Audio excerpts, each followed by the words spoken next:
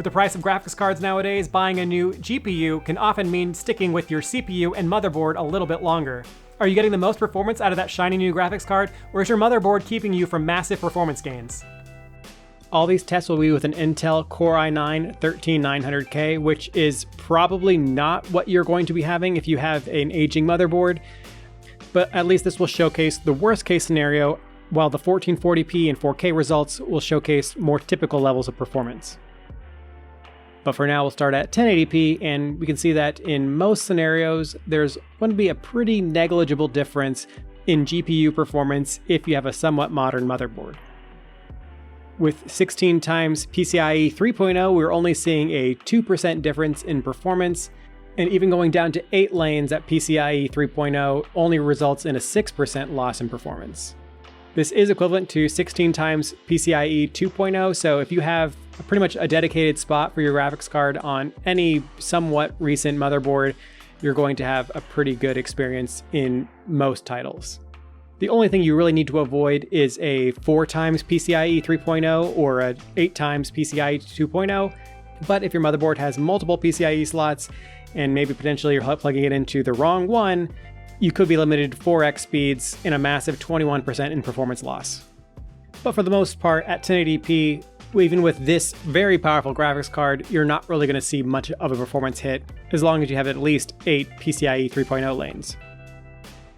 Moving into 1440p, and the 4090 starts to pull away from the competition, though the percentage lost in terms of performance between the PCIe lanes remains pretty much the same.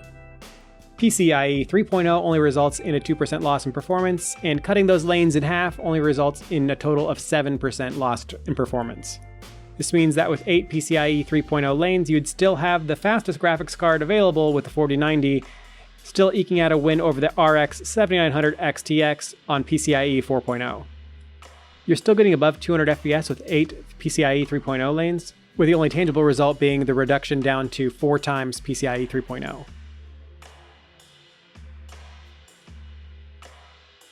Bumping up everything to 4K, and basically everything remains the same, although the pure performance of the RTX 4090 does boost even the lowest result above the competition.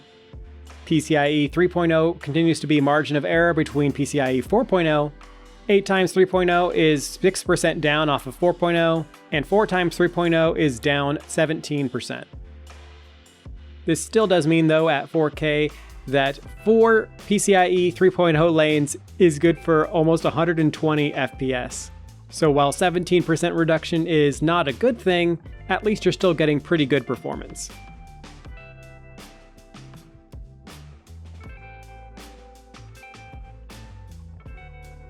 It is important to remember, though, that these charts are averages of 25 different games, so depending on the game you're playing and what settings you're using, this could kind of change up a little bit. Enabling ray tracing, as an example, makes all these numbers worse.